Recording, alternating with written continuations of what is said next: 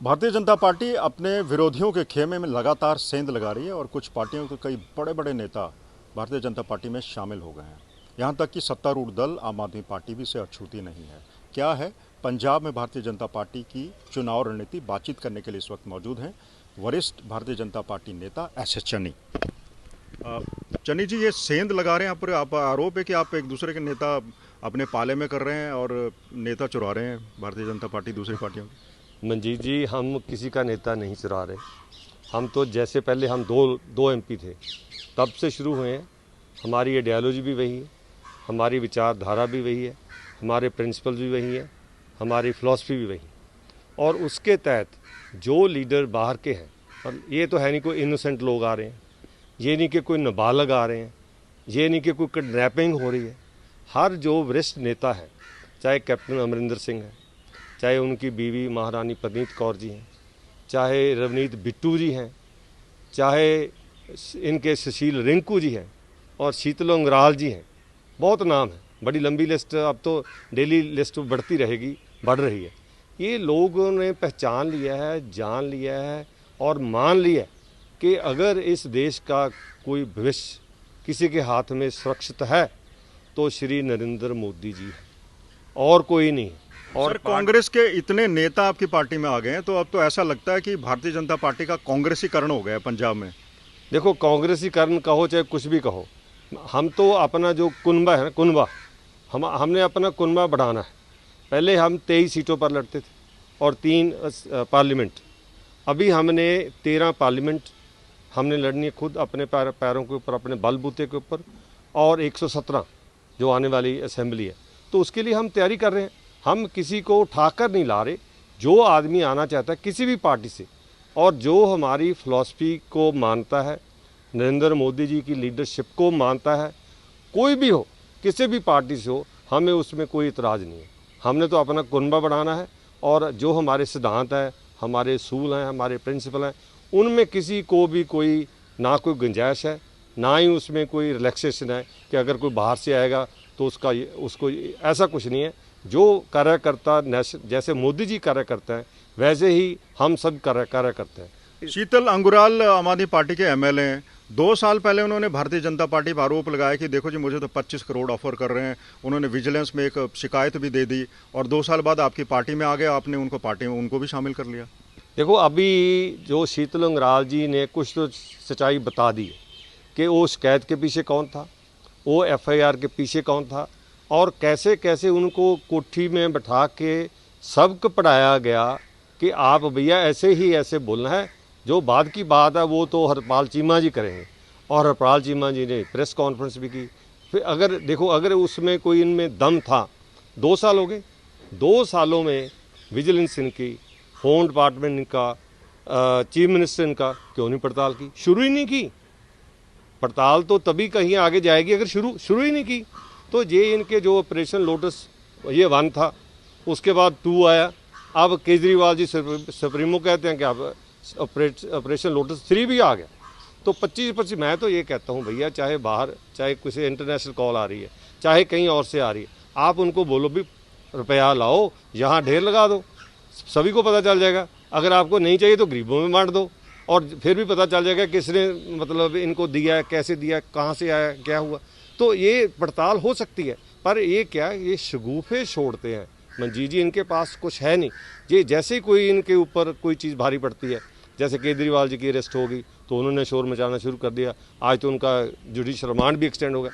तो इनको लोगों का ध्यान भटकाने के लिए कोई शगुफा चाहिए, कोई मुद्दा चाहिए। मुद्दा नहीं है वैसे। हम देखो, ये रैली कर दी कल इन्होंने, क्या रैली? वो ठगों की रैली है।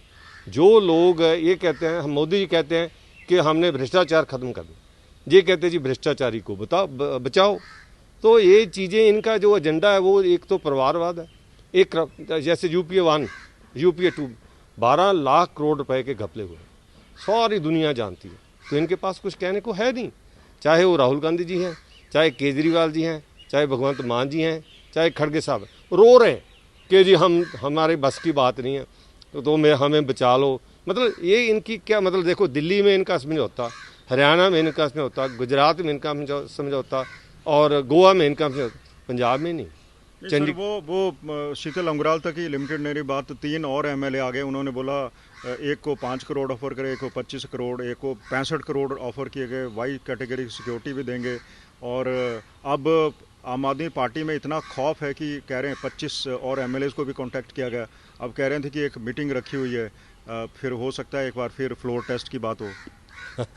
ये देखो, आज फ्लोर टेस्ट कर लिया, 15 दिन के बाद फिर कुछ हो सकता है। जो माल बिकाऊ नहीं है मंजीत जी, उसका दाम तो खरबों रुपए लगा दो, वो बिकाऊ नहीं है। और जो माल 5,000 में कोई खरीदने के लिए तैयार नहीं है, उसके 65 करोड़। ये बताइए आपके कौन सी स्पेशल क्वालिटी है 65 करोड़, 25 करोड़, 5 करोड़।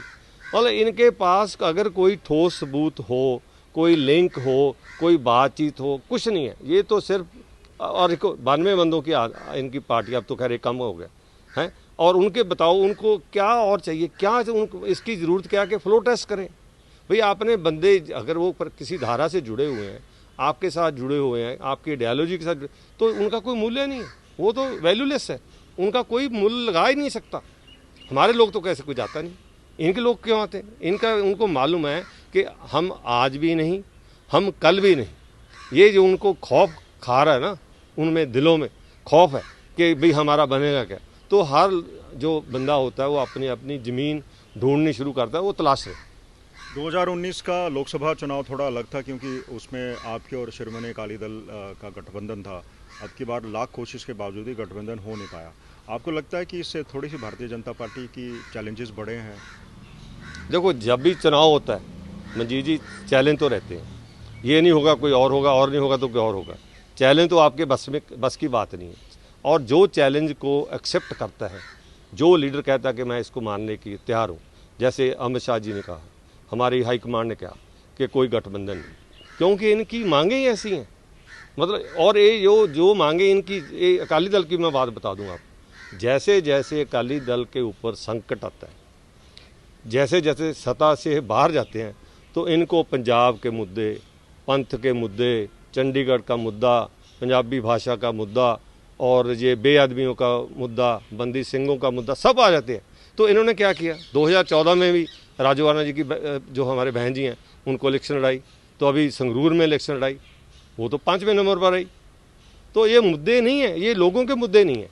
जैसे हम कहते हैं ये किसानी के मुद्दे हैं, किसानी के मुद्दे नहीं, किसान जथेबंदियों के मुद्दे हैं, लीडरशिप के मुद्दे हैं, किसानी के नहीं है। ऐसे ही अकाली दल के जो मुद्दे हैं, जैसे जो सत्ता, जितनी देर सत्ता में रहे, 1996 से लगे हुए हैं, केंद्र में सरकार में रहे, यहाँ रहे, कोई मुद्दा नहीं याद है।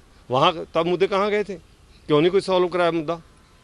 तो जैसे जैसे सत्ता से बाहर होते हैं तो इनको मुद्दे याद आते। चन्नी जी, आपने ये कहा कि जो भी मुद्दे हैं वो किसानों के नहीं, किसान नेताओं के हैं।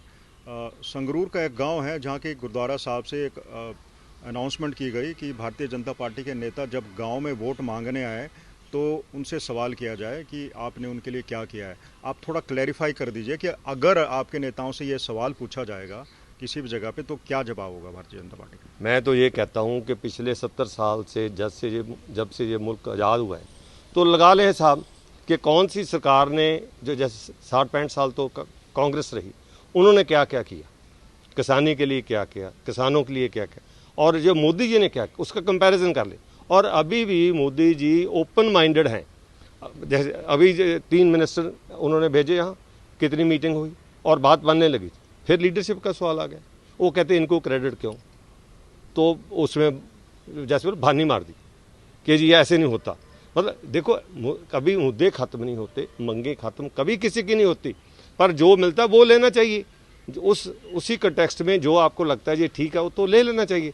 तो एक से एक, अभी देखो कुछ इधर धरना लगा रहे हैं, कुछ उधर लगा रहे हैं, कोई दिल्ली में। इनका मतलब मांगे किसानों की एक होनी चाहिए, और जथेबंदी जितनी मर्जी हो, इनकी मांगे भी अलग अलग है। तो अगर देखो ये MSP डबल करने को बोलते, it's almost very close to doubling of the. पर दूसरा क्या बात, जैसे फसल बीमा योजना आई, किसान सम्मान निधि योजना आई, ऐसी कितनी योजनाएं हैं जिनमें सरकार चाहती है कि किसानों को इतनी आमदन हो जाए जहां उनकी इनपुट कॉस्ट, जिसके ऊपर हम स्ट्रेस दे रहे हैं, वो कम होनी चाहिए। जैसे 1,64,000 करोड़ रुपए का फर्टिलाइज़र सब्सिडी का बिल है। अगर सरकार कोई गेम खेलना चाहे तो 1,64,00,000 करोड़ किसानों को दे दे, और जो खाद का जो बैग है उसकी इंटरनेशनल मार्केट में 3,000 रुपये की कीमत है, हम इनको 300 रुपये में देते हैं। हम कहें भी आप 3,000 कॉस्ट है तो हम जितनी इंटरनेशनल कॉस्ट है उससे लो, पर हम उनका जो बोझ है बढ़ा नहीं रहे, सब्सिडी उनको हम मतलब उसका खुद बोझ उठा रहे। मतलब जो मोदी सरकार है वो ऐसा नहीं चाहती, वो सब वर्गों का, सब चाहे गरीब है, चाहे नारी शक्ति है, चाहे कुछ भी है, चाहे फार्मर है, सभी का ध्यान रखते हैं। पर इनको थोड़ा सब्र से काम लेना चाहिए, और आने वाले समय में जो 5 साल की गारंटी तो दे रहे थे और 5 फसलों पर दे रहे थे। मैं ये कहना चाहता हूँ कि क्या हम पंजाब के किसानों को नारियल की एमएसपी चाहिए, या ऐसी क्रॉप चाहिए जो हम बोते ही नहीं है, जो हमारा दाना दाना उठाया जा रहा है, जो दूसरी 2 3 4 चीज़ें आप उनकी बात करो। अगर प्राइस कम है तो प्राइस और बढ़ा लो, इंटरनेशनल मार्केट से भी कुछ मिलता है, मान लो हम इंपोर्ट करते हैं, उसके हिसाब से वो बात तो करो यार। पर सर, संयुक्त किसान मोर्चा तो कह रहा है कि हम तो भाजपा को सबक सिखाएंगे और जब भी इलेक्शन होंगे पूरे भारत का टूर करेंगे कि भाई तुम भाजपा को वोट मत दो। देखो, ये तो उनका डेमोक्रेटिक राइट है, जो उनके मन में है करे, धरना लगाना है, नारे लगाने हैं, वोट डालनी है, नहीं डालनी है। पर मैं एक बेनती जरूर करूँगा कि आप ये देख लो कि अगर मोदी जी को वोट नहीं डालना तो जिसको वोट डाल रहे हैं वो आपका क्या करेगा। मान लो पंजाब में 2-2 3-3 लोग इनके एमपी चुने जाते हैं, आपके भी आगे, कांग्रेस के भी, अकाली दल के भी, क्या वो 2-3 एमपी दिल्ली में जाकर इनको एमएसपी दिला देंगे? आप बताओ, दिला सकते हैं? नहीं दिला सकते भैया। फिर जो दिला सकता है उसकी बात करो, उसको वोट डालो, तभी कुछ मिलेगा। ऐसे बंदे 2-4 बंदे बैठा देंगे, क्या फर्क पड़ेगा? कोई फर्क नहीं पड़ेगा।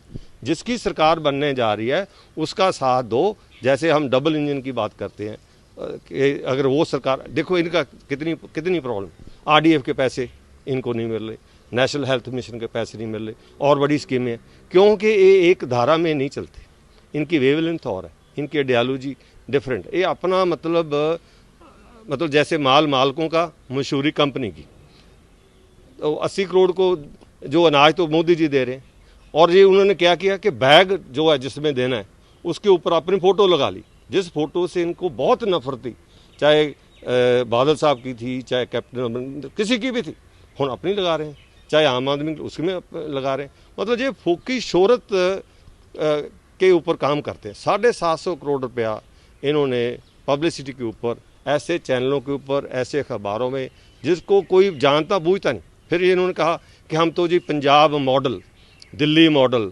सेहत मॉडल, एजुकेशन मॉडल बेचेंगे। लो, बाकी आउट ऑफ दीज 2 स्टेट्स तो गए हिमाचल में, आधे रास्ते में वो मॉडल थक गया, बैठ गया, फिर वो लेकर गए गुजरात, फिर वो लेके गए असम, फिर वो लेकर पता नहीं कहाँ लेकर गए, वो बिका नहीं। वो उस मॉडल में दम ही है नहीं। और इनको मैं बेनती करता हूँ, आम आदमी पार्टी को, इनको टाइम मिला है, लोगों के मसले हल करें, लोगों की बात सुने, और जो पैसा गवर्नमेंट ऑफ इंडिया से आना है वो पंजाबियों का पैसा, हमारा हिस्सा, उसको लें, और जो सर्विसेज हैं, चाहे हेल्थ की हैं, चाहे एजुकेशन है, कोई भी, उसको स्ट्रेंथन करें, उनको छोड़े ना। जैसे इन्होंने छोड़ रखी है कि जी हमने तो आम आदमी के लिए कितनी बना ली, कितने लोग हैं, और उसमें भी धांधलियाँ हो रही हैं, जाली जो पेशेंट्स हैं वो दर्ज किए जा रहे हैं, क्योंकि उनको तनख्वाह मिलती है नंबर के हिसाब से। तो मतलब अगर इतना बड़ा इंफ्रास्ट्रक्चर, हमारे secondary health system World Bank aided project था, 422 करोड़, मैं मैनेजिंग डायरेक्टर था, तब हमने 154 हॉस्पिटल की स्ट्रेंथनिंग की, हर चीज़ उनमें, इक्विपमेंट की, ट्रेनिंग की, मेडिसिन की, सब कुछ इंश्योर किया। अभी भी चल रहा है, किसी भी हॉस्पिटल में चले जाओ। और जो वहाँ से यूज़र चार्जेस थे वो भी हमने वहीं छोड़ दिए, ताकि किसी भी सिविल सर्जन के पास या एसएमओ के पास ये ना हो कि पैसा नहीं है, नहीं तो वो शिकायत हम क्या करेंगे, कहाँ से लाएं दवाई। हमने उनमें कहा कि आप चाहे मार्केट से लेकर रखो, पर किसी पेशेंट को बाहर नहीं बोलना, आपके पास होनी चाहिए इतनी एसेंशियल मेडिसिन, इतना सारा सिस्टम। तो इतना बड़ा अच्छा सिस्टम है, उसको और स्ट्रेंथन करो, लिमिट तो कोई है नहीं, बढ़िया करो। पर ये आम आदमी के लिए क्या करेगी? तो ये तो अपना दिवालापन निकालें हैं, और सोच का भी जो दिवालिया है वो भी लोगों के सामने रख रहे हैं। आपने भारतीय जनता पार्टी ने 6 सीटों पर टिकटों की घोषणा कर दी है, अभी और होना बाकी है। मैं समझना चाह रहा हूँ कि आपकी पोल स्ट्रेटजी है क्या, और टिकटों की जो बंटवारा हो रहा है वो किस फार्मूले के ऊपर हो रहा है? क्योंकि अभी जो टिकटें आपने अनाउंस की है, जालंधर का ले लीजिए आप, आम आदमी पार्टी का ऐसा कैंडिडेट आपकी पार्टी को ज्वाइन कर गया, जिसने अभी पिछला बाईपोल जीता था, और प्रणीत कौर पटियाला की सांसद रही हैं काफ़ी अरसे से, या रवनीत सिंह बिट्टू रहे हैं।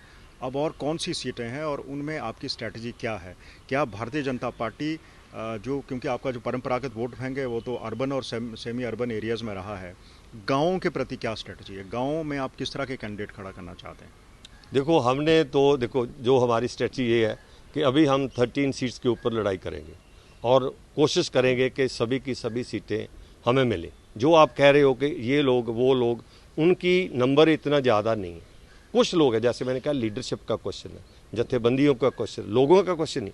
अगर आप साधारण लोगों से बात करेंगे जिनका इन मसलों में कोई मसला नहीं है और उनको चाहिए कि मेरा देश, मेरा सूबा, मेरा परिवार ये तरक्की करे, उन लोगों ने पहचान लिया है, जान लिया है। जब वोटिंग होगी आपको दिखेगा कि वोट कहाँ से पड़े हैं, कौन वोट डाल गया। जो लोग साधारण लोग हैं, आम लोग हैं, जिनको फैसिलिटीज़ चाहिए, जैसे हमने गैस सिलेंडर दिए 11 करोड़, 4 करोड़ को हाउसेस दिए, कितनी बेनिफिशरी स्कीम्स हैं। अगर वो लोगों को पता चल गया कि ये तो लिफाफेबाजी करते हैं। अभी 75,000 करोड़ से 1 करोड़ हाउसेस के ऊपर 300 यूनिट की हमने फ्री बिजली की प्रावधान कर रहे हैं। तो ये वन टाइम एक्सपेंस है। ये इन्होंने क्या 300 यूनिट हम, चलो उसमें हमें इतराज़ नहीं, दे दिए, पर ये आप देखो कि कितना कर्जा उसके ऊपर चढ़ रहा है जो PSPCL है, और उनको ब्याज उठाना पड़ रहा है। अभी उनके पास, जैसे हमारा पैडी का season, they don't have the money to buy power. तो अगर पावर नहीं हो, देखना कितना बड़ा क्राइसिस आता है, क्योंकि इनकी 16,000 प्लस मेगावाट की रिक्वायरमेंट होगी, तो इनके पास कितनी है। तो आने वाला टाइम बताएगा। देखो, खजाना तो आपको भरना चाहिए, लुटाना नहीं चाहिए। जिसको ज़रूरत है ज़रूर दो, हम उसके खिलाफ नहीं है। पर अगर एक तो है कि आपने ऑल टाइम लायबिलिटी ले ली कि आए महीने दो पैसे तो लोगों की बिजली मिलेगी। अगर आपने यही बिजली ऊर्जा सिस्टम से ले ली तो मुफ्त मिलेगी, एक टाइम का एक्सपेंसा कर दिया आपने। तो इनकी जो नीति है, दिमाग चाहिए नीति बनाने के लिए कि कैसे बेटरमेंट हो सकती है, कैसे क्या हो सकता है। सो इनके पास वो नहीं है। पंजाब में अकाली दल और भारतीय जनता पार्टी का अलायंस नहीं हो पाया, और आम आदमी पार्टी और कांग्रेस का इंडिया अलायंस भी पंजाब में नहीं हो पाया।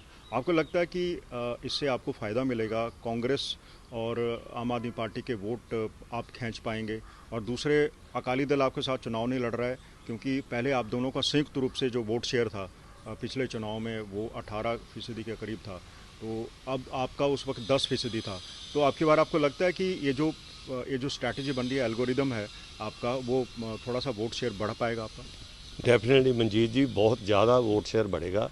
मैं ये कहता हूँ कि जो मुद्दे इनके पास हैं वो हमारे मुद्दे ही नहीं। लोगों को मालूम है कि जो हम कहते हैं, चाहे आर्टिकल 370 की बात कर लो, चाहे ट्रिपल तलाक की बात कर लो, चाहे राम मंदिर की बात कर लो, हम जो कहते हैं वो चाहे उसमें टाइम चाहे लगे, हम वो करते हैं। चाहे UCC की बात, कोई बात कर लो, हमारे मुद्दे हैं जो लोगों को छूते हैं। जैसे ये मैंने मुद्दे बताए, और कोई ऐसा सेक्शन ऑफ सोसाइटी नहीं है जिसके लिए हम इनकी विचारधारा को नहीं हम पहचानते। हम अपनी विचारधारा से सभी जगह काम कर रहे हैं। और ये देखो, हमने तो दो बंदों से शुरू की थी पार्टी। 2014 में 250 आए, 2019 में 300 के ऊपर आए, तो हम कह रहे 400 के ऊपर आएगा। We are confident. हम नहीं कहते, बच्चा कहता है, जो वर्ल्ड के लीडर हैं वो कहते हैं, सारी दुनिया मान रही है। तो जो लोग हैं पंजाब के बहुत सूझवान हैं, उनको नहीं मालूम। जैसे मैं आपको पिछली बात बताता हूँ, जब 2022 की इलेक्शन हुई थी तो किसानों ने भी इलेक्शन लड़ी। किसी किसान को वोट नहीं डाली, जमानतें जब्त हुई। जो हम कहते थे भी शायद हिंदू भी होते हैं, किसी हिंदू ने हिंदू को वोट नहीं डाली, किसी सिख ने अकाली दल सिखों को वोट नहीं डाली। पंजाब का जो वोटर है सबसे सूझवान है, उसको ये मालूम है कि मैंने आपकी वोट वेस्ट नहीं करनी, मैंने अपनी वोट वहाँ डालनी है जहाँ देश का कल्याण हो, सूबे का कल्याण हो, लोगों का कल्याण हो, और हम एक विकसित भारत जो अमृतकाल की बात करते हैं 2047 की, उस दिशा में चल के हम अपना जो काम है वो करें। सर, पंजाब के मतदाताओं के अगर आप उनकी धार्मिक भावनाओं की बात करें तो 67% के करीब सिख हैं, 38% के करीब हिंदू माने जाते हैं। हिंदू भी दूसरे प्रांतों की तरफ उस तरह का हिंदू नहीं है, क्योंकि वो सिख धर्म में भी अनुयायी है।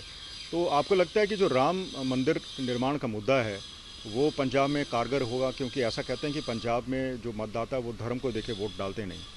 देखो यहाँ इसमें कोई शक नहीं कि पंजाब की जो सभ्यता है, कल्चर है, वो डिफरेंट है। जैसे हमारा भी गठजोड़ रहा, वो हिंदू सिख भाईचारे का ज़्यादा था और पॉलिटिकल कम था।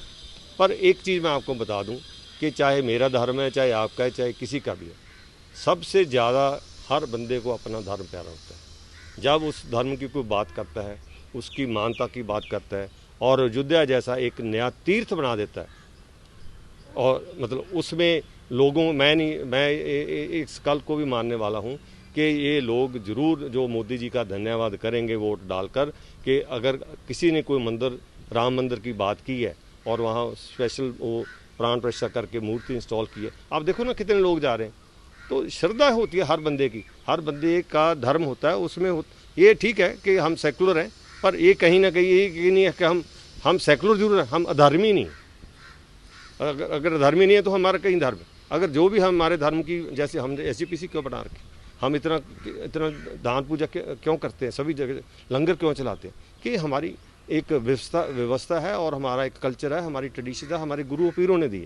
तो अगर उसमें भी है तो मेरा ख्याल है कि उसमें लोग उस नज़रिए से भी, जिसको भी मैं तो कहूँ वाई ओनली हिंदूज, दूसरे लोग भी करेंगे कि अगर ये आस्था की बात, सभी की आस्था की बात कर रहे हैं। सर मेरा एक सवाल है, स्वर्गीय प्रकाश सिंह बादल ने भारतीय जनता पार्टी को एक पॉलिसी उनकी थी कि unconditional support Bharatiya Janata party को देना, क्योंकि यहाँ पर भारतीय जनता पार्टी और अकाली दल का जो रिश्ता है वो सिर्फ राजनीतिक नहीं है, हिंदू और सिख भाईचारे को करीब लाना भी है।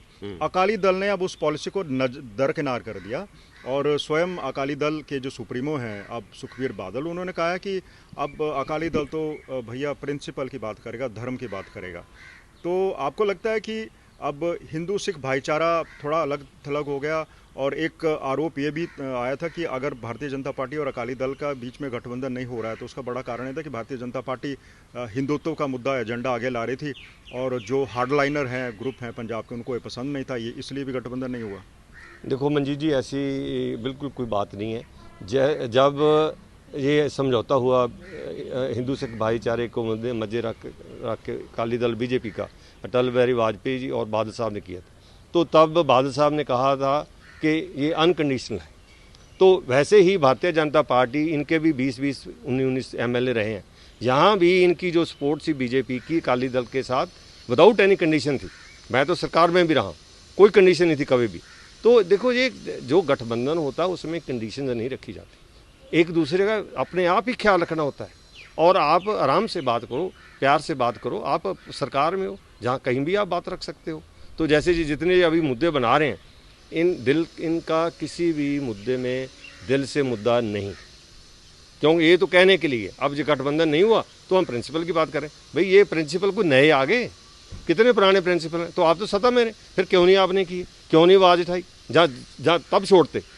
ये जब जिन्होंने सपोर्ट विड्रॉ की और मैडम हरसिमरत कौर जी ने रिज़ाइन किया, तो क्या कब किया? जब इनको लगा कि जो हमारी ज़मीन है वो हमारे पैरों से निकल गई है, क्योंकि इनका वोट बैंक तो मेनली किसान है, तो किसान इसको अपोज कर रहा था। ये तो इन्होंने तो बड़े बादल साहब को भी नहीं छोड़ा, उनसे भी वीडियो बनवा के डाली कि जी ये ऐसे कानून तो हो ही नहीं सकते, ये तो बहुत बढ़िया कानून है, सबसे ही अच्छे। तो ये अपॉर्चुनिज्म है, प्रिंसिपल की बात नहीं है। हमने अपनी स्किन कैसे सेव करनी है, हमने मतलब वोट बैंक कैसे क्रिएट करना है, लोगों को इमोशन उनके साथ कैसे खेलना है। तो वो ऐसे खेल के लोगों को बुद्धू बनाना चाहते हैं। पर जैसे मैंने पहले कहा कि पंजाब के लोग बहुत ज़्यादा समझदार हैं, हमसे भी ज़्यादा समझदार, और उनको पता है हमारे मुद्दे क्या हैं, हमारी प्रायोरिटीज़ क्या हैं, हमने वोट कहाँ डालनी है, उस हिसाब से वो वोट डाल लेंगे। और मेरे को इसका पूरा यकीन है कि आने वाली इलेक्शन में 13 की 13 नहीं तो मैक्सिमम सीटें जो है वो मोदी जी की झोली में हम लोग डालेंगे और उनका साथ देंगे, ताकि वो पहचानें कि मेरी सरकार तो बन गई, पर मेरे को पंजाब से भी इतनी कंट्रीब्यूशन मिली है। तो इसीलिए हम उनको पहचानेंगे, वो हमें पहचानेंगे कि ये लोग कौन अभी जो मेरा साथ देते हैं। ठीक है सर, थैंक यू। ये थे SS चन्नी, जिन्होंने बेबाकी से हमारे कई सवालों के जवाब दिए। और सबसे बड़ा सवाल ये था कि पंजाब में अब की बार भारतीय जनता पार्टी और शिरोमणि अकाली दल का गठबंधन नहीं हो पाया। स्वर्गीय प्रकाश सिंह बादल की भारतीय जनता पार्टी को लेकर सोच थोड़ा सा अलग थी उनकी जो सपोर्ट था भारतीय जनता पार्टी का वो अनकंडीशनल था। भारतीय जनता पार्टी और अकाली दल अलग अलग तरीके से अपनी राजनीति करते थे। भारतीय जनता पार्टी अकाली दल के साथ सरकार चलाती थी और जो राज्य स्तरीय स्टेट लेवल के इशू से उस पर दखलंदाजी भारतीय जनता पार्टी की कम रहती थी। केंद्र में अकाली दल भारतीय जनता पार्टी का सहयोगी था, लेकिन अब की बार अलग है। स्वयं अकाली दल ने यह साफ कर दिया है कि अब की बार वो उनके लिए जो धार्मिक मुद्दे हैं, सिख धर्म से जुड़े हैं, वो सर्वोपरि हैं। तो क्या ये समझा जाए कि अब अकाली दल हिंदू और सिख भाईचारे की बात को स्वीकार नहीं करता? और आखिर पंजाब में हिंदुत्व का मुद्दा कितना गर्म रहेगा? लुधियाना जैसी सीट में जहां हिंदू मतदाताओं की बहुलता है, वहां पर क्या राम मंदिर का मुद्दा भारतीय जनता पार्टी के काम आएगा या फिर नहीं? ये चुनाव परिणाम बताएंगे। कैमरा पर्सन अमन गुप्ता के साथ मंजीत सहगल, चंडीगढ़, आज तक।